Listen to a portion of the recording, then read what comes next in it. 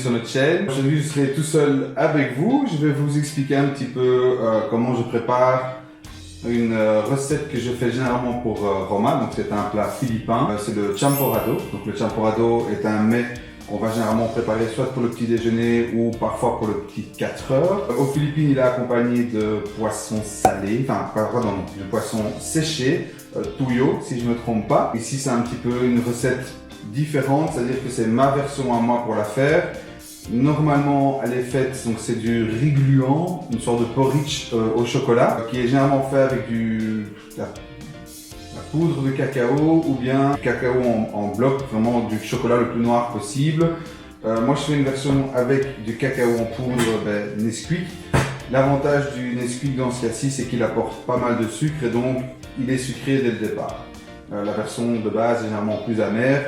On rajoute soit du sucre dedans, soit on va rajouter du lait concentré, donc c'est vraiment des conserves de lait sucrées qui rajoutent donc ce côté plus liquide à la préparation finale et qui va aussi rajouter un peu de sucre dans le goût pour les personnes qui aiment bien ça. Donc comme c'est un porridge, c'est un mets assez gluant de base et j'ai deux façons de le faire.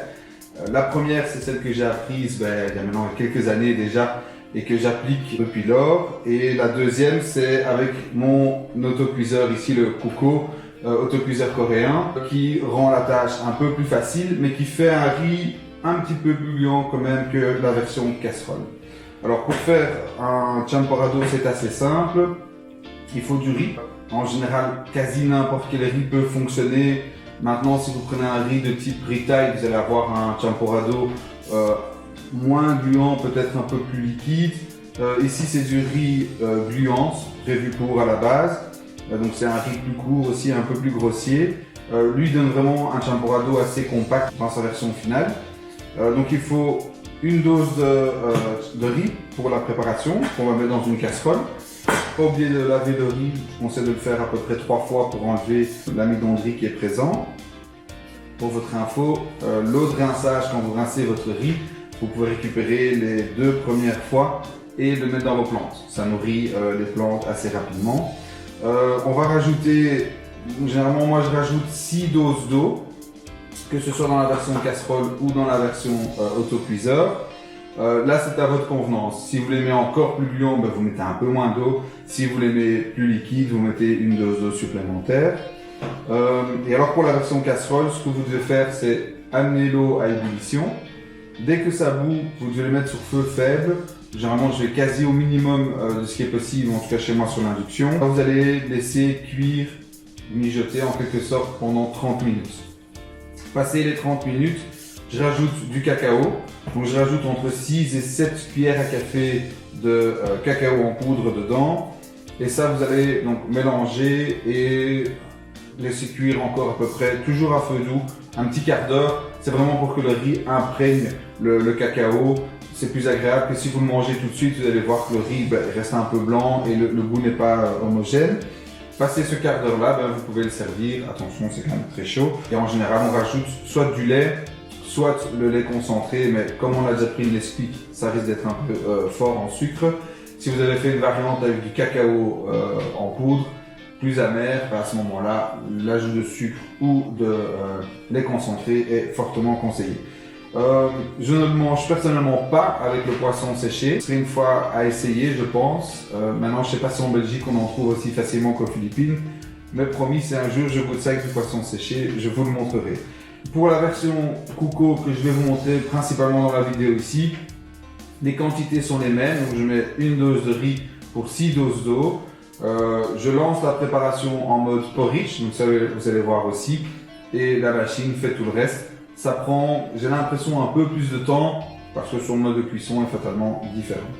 Voilà, je vais donc vous montrer les différentes étapes de préparation. À tout de suite.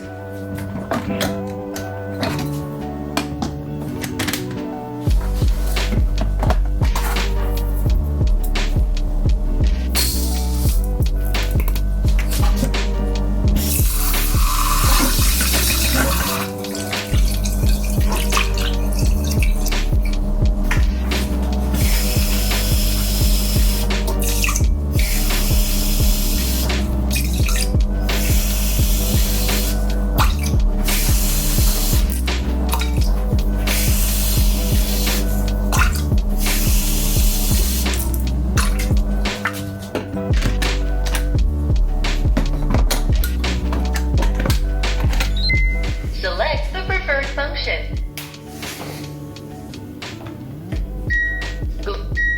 Automatic. Multi. Noodle. Porridge. For porridge, adjust the water amount according to the marking.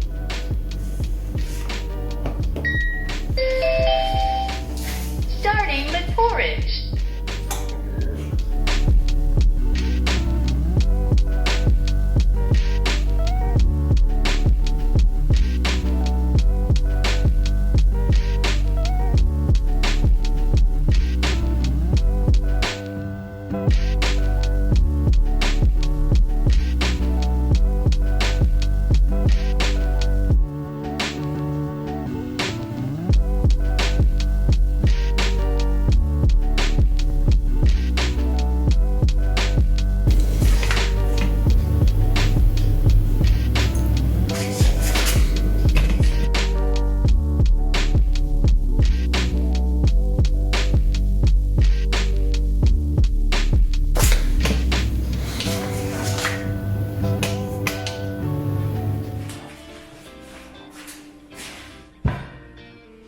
Et voilà, donc le Champorado est prêt.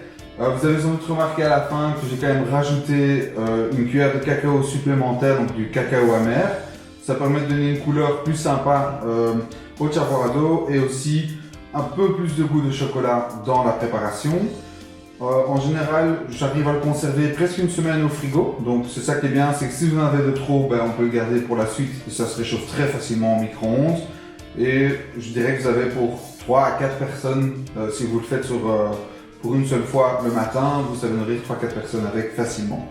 Voilà, n'hésitez pas à me dire si vous avez essayé la recette, ce que vous en avez pensé. Donc mettez-moi un petit commentaire en dessous.